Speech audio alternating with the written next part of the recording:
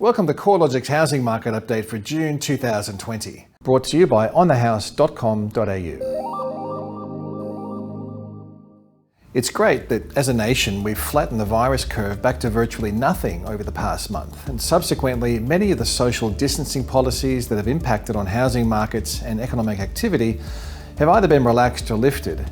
Some states have opened up their borders, and in most areas the number of home sales has shown a substantial improvement relative to the sharp fall in April.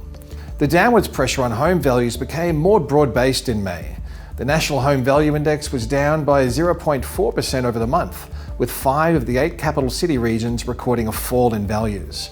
Considering the weak economic conditions associated with the pandemic, a fall of less than 0.5% in housing values over the month shows the market's been, so far, remained pretty resilient to a material correction. With restrictive policies being progressively lifted or relaxed and economic conditions showing some early signs of improving, the downwards trajectory of housing values could be milder than we first expected. Across the state capitals, Melbourne's housing market has posted the largest falls over the month, down by 0.9% in May, following a 0.3% reduction in April. Values were also down over the month in Perth, in Sydney, Brisbane and Darwin, but they rose in Adelaide, Hobart and Canberra. Regional markets have been more resilient to value falls, with the combined regionals index holding firm through May. Although housing values are currently slipping or stabilising, recent history implies that most homeowners have some level of buffer that will help to protect against negative equity. National home values remain 8.3% higher than they were a year ago, with Perth and Darwin the only capital cities where values remain lower than at the same time last year. The high annual capital gains is mostly attributable to the earlier growth trajectory of housing values across Sydney and Melbourne, with the remaining capitals showing a more sustainable history of price rises. Despite the loss of momentum of housing value growth, buyer numbers have shown a solid rise in May. After housing market activity fell by around 1/3 in April relative to March, sales activity bounced back by an estimated 18.5% in May. Housing market activity remains well below average, however. The rise in sales through May coincides with a consistent rise in consumer sentiment and eased social distancing policies through the month. With consumers feeling more confident, households are better equipped to make high commitment decisions such as buying or selling a home. A lift in housing market activity should also support broader economic activity, with housing turnover providing a positive flow-on effect to other sectors including the retail sector, construction and banking. Improved confidence is also flowing through to a rise in new listing numbers. The number of fresh property advertisements bottomed out at an historic low in early May, with the rolling 28-day count up 22% compared with the end of April. Although new listing numbers are trending higher, the total listing count, which includes new listings as well as relisted properties, has continued to trend down, implying a healthy rate of absorption as buyers become more active. The relationship between new listing numbers and total listings will be a key trend to watch. If total stock levels become elevated, this indicates that supply levels are outweighing demand. Currently, this doesn't look to be the case. Auction market indicators provide another confirmation point of improving conditions. The combined capital city clearance rate bounced back from a low of about 30% in April to nearly 63% in the week ending 24th of May. As policies preventing open homes and on-site auctions eased during May, there was a clear improvement across auction markets. We've seen a sharp reduction in the number of auctions being withdrawn, and more vendors are testing the market under auction conditions rather than accepting an offer prior to the auction.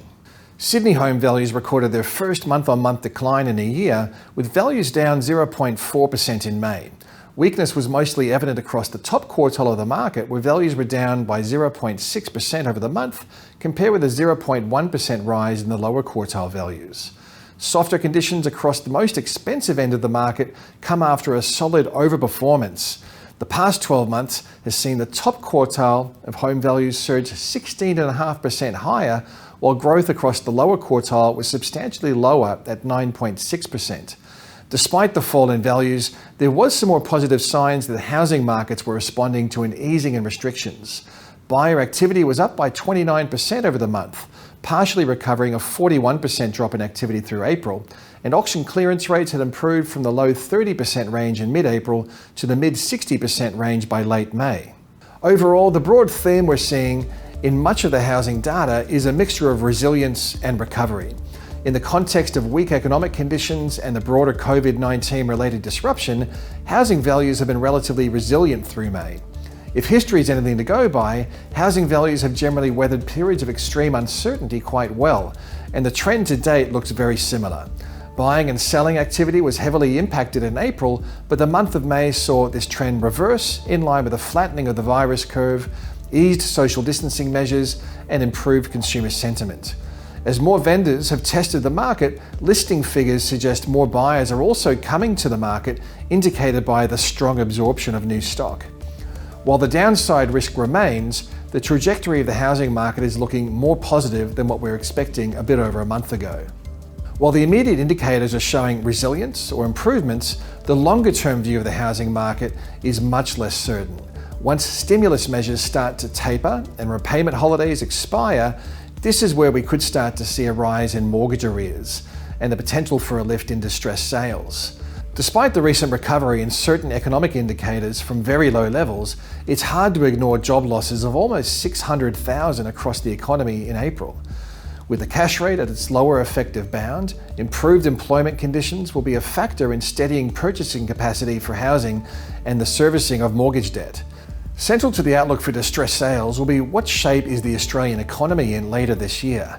Encouragingly, the RBA Governor recently noted in his evidence to the Senate Select Committee on COVID-19 that the economic downturn may not be as severe as earlier thought, with the current economic trajectory somewhere between the RBA's best case and base case scenario.